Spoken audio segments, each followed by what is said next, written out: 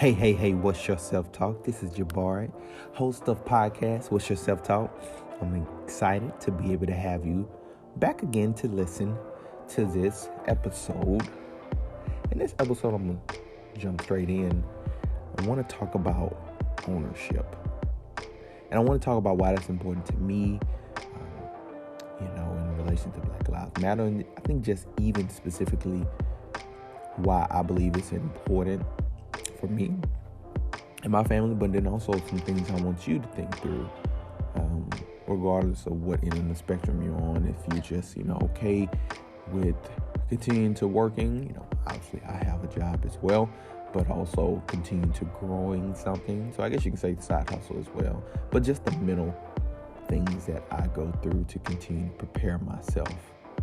And, one of the things that I do is journal in the morning as frequent as possible to continue to help clarify some of the thoughts. So, to clarify the thoughts that I have. So, ownership, I think, is important because it does give you a sense of legacy building, but then it also creates a form of material wealth that you can pass down. Now, the biggest thing for me personally is when me and my wife started specifically investing into real estate, we had, for one, not much when it comes to having some type of anything left to us. When we, me and my wife had a full ride scholarship to play sports, and we didn't have much handed down to us. Actually, we didn't have anything handed down to us. And I think when we started looking at building our own family, and before my son came, we were just having the conversation of, we just need to do something. And that something was real estate. And I had a mentor who's pretty much been saying, man, you definitely need to do this. You need to start focusing on this. And I don't know, I think a lot of it was fear for myself to be able to finally get over that hump and to finally get to that point. And so now, going on 3 years, we have gotten to the point where we have over 16 doors, that means 16 different tenants that we are currently providing quality houses for. We have a pretty strict guideline as far as how we want our houses, as far as condition-wise, and how we go about acquiring those houses. And even more specifically, we've just got approved to be able to start building what you call a multifamily unit, or be 4 units in one building. And this is called a quadplex. And we've had to go through some board meetings where they would approve the rezoning. And basically what rezoning is anytime you have a piece of land, regardless of what state you live in, you cannot build certain things on that piece of land unless the zoning requires it. So in our specific situation it was a piece of land that we bought.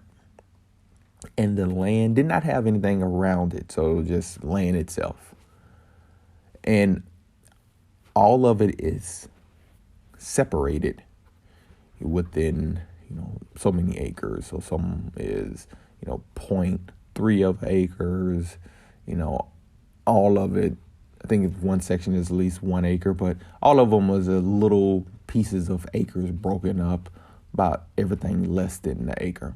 And so you look at it in the city, you see, okay, well, this 0.34 acres is actually zoned for building something like some type of business, as in like a gas station or maybe a bed and breakfast or something like that. Well, we did not specifically have that in mind.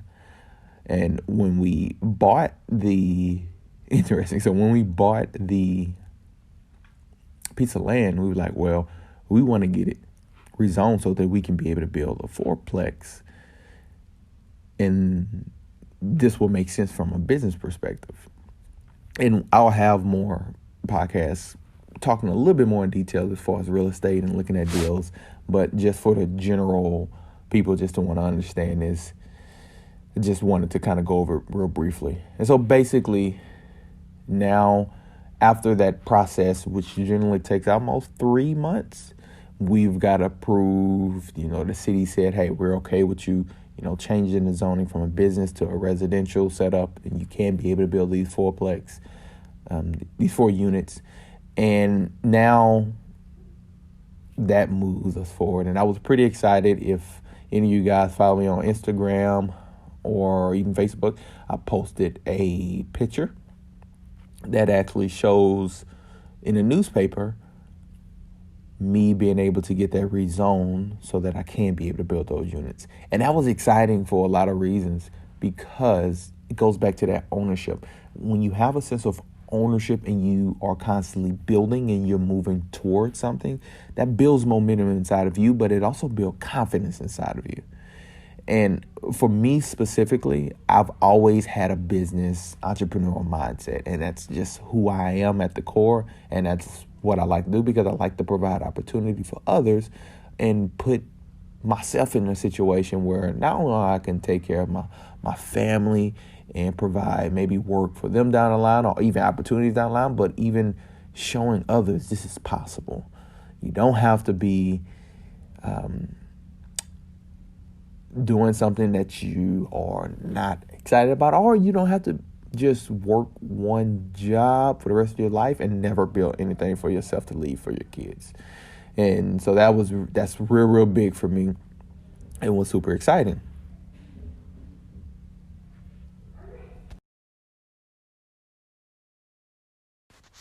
Hey, What's Your Self-Talk? Jabari is here from What's Your Self-Talk podcast. And listen, I want you to download Anchor right now, because chances are you're listening to this and you're saying, I got some things I want to share. I have some things that I've wanted to put in a podcast form. Here's the opportunity. Anchor is free. You can do it from your phone, and you can be on all the different podcast stations, all in one app. Okay. So what I need you to do is stop waiting for the perfect time, analysis paralysis. Do it now. You'll thank me later. What's your self-talk?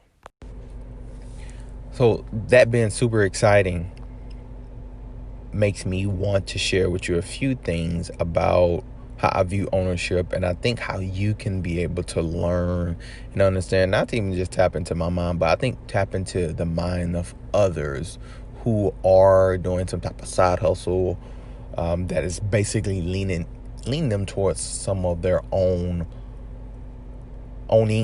something, regardless of what that is, whether it's network marketing, whether it's it is real estate, whether it's an actual business online, whether it's a storefront, whatever. And I think one of the number one reasons is most people go into this is because it's the control.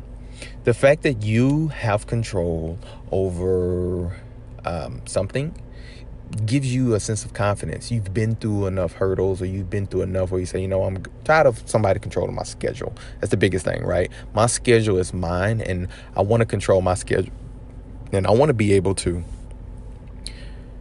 use it accordingly, especially if you have a growing family. You want to be there for your spouse. You want to be there for your kids, and you want to share those moments, and you don't want your work to be able to dictate or deter your time, energy, and effort away from them. So that is the big thing. And number 2, I think it's influence.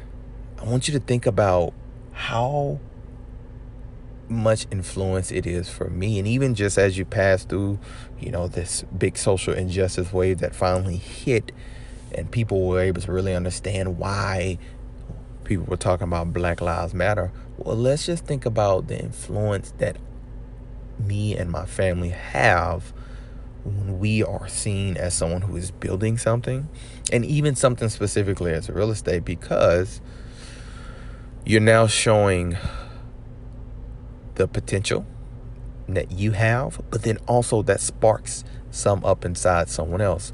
What does that do for another male when they see, man, somebody who looks just like me. Man, I don't know his story, but I want to know it. But and you may find out, hey, I grew up like you, or a similar situation like you, and you say, man, you came from that and now you're doing this, or man, you came from that and now you're married and you have kids and you guys are building this together. This is a family business. Like, man, that's I never seen that before. And for me specifically, I know like the big influences, that's stuff that I wanted to see, that my mentor even opened my eyes to. He was able to show me, hey, you can have ownership and you can be able to build and do some of the things that I'm doing as well. And it's a different type of lesson when you have personal experience and have succeeded and you've moved forward and you kept going over the hurdles, you kept overcoming, because that type of influence does something to those who know you and even to those who don't know you. It's been many of people that I've never met, or I've never had a personal conversation with, um, and they say, man, hey, I admire what you're doing. I respect what you're doing. Hey, I'm encouraged by what you're doing, because a lot of people have similar fears. A lot of people have a lot of things that they want to overcome. And for those people that have some relatability that they can be able to connect with and see, man, they're doing it too. Like, I mean, I can do it. That is super, super big. And I think last but not least are the challenges. I believe when you have a sense of ownership over yours, it challenges you in so many different ways. It may challenge you um, financially, it may challenge you mentally, it may challenge you